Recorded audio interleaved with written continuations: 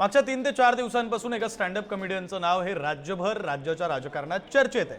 ते नाव आहे कुणाल कामरा। कुणाल कामरावर उपमुख्यमंत्री शिंदे पहिल्यांदाच थेट बोललेले आहेत। काही पाखंडी शिखंडींना पुढे करतात असं शिंदे म्हणाले, तर कोण गद्दार याचा निकाल जनतेने दिलाय असंही शिंदे म्हणाले। कुणाल कामराच्या गाण्याला शिंदेंनी जोरदार प्रत्युत्तर दिलेलं आहे।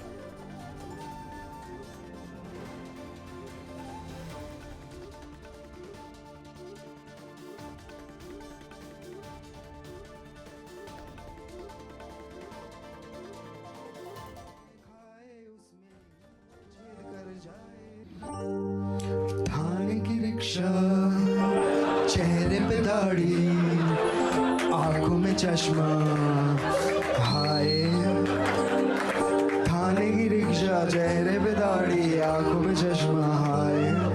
एक झलक दिखलाए कभी गुवाहाटी में छुप जाए।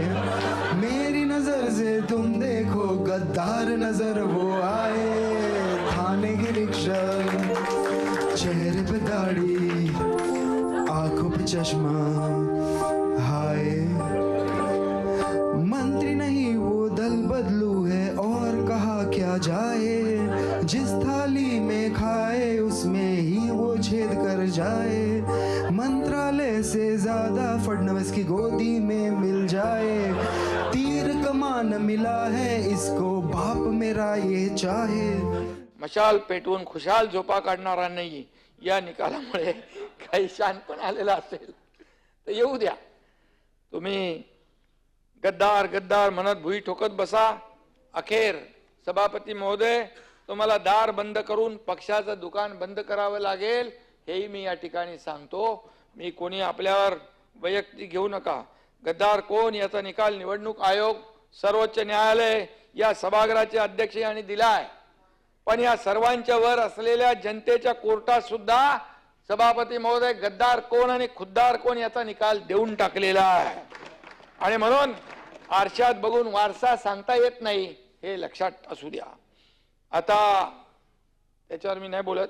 किती सुपाऱ्या देऊन बदनामीच्या ज्या काय मोहिमा चालवल्यात तरी त्यामुळे काय फरक पडणार नाही।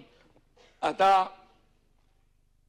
काही पाखंडी लोक पुढे करून काही शिखंडी लोक त्याचा आधार घेत आहेत हे दुर्दैवाने मी या ठिकाणी सांगतो।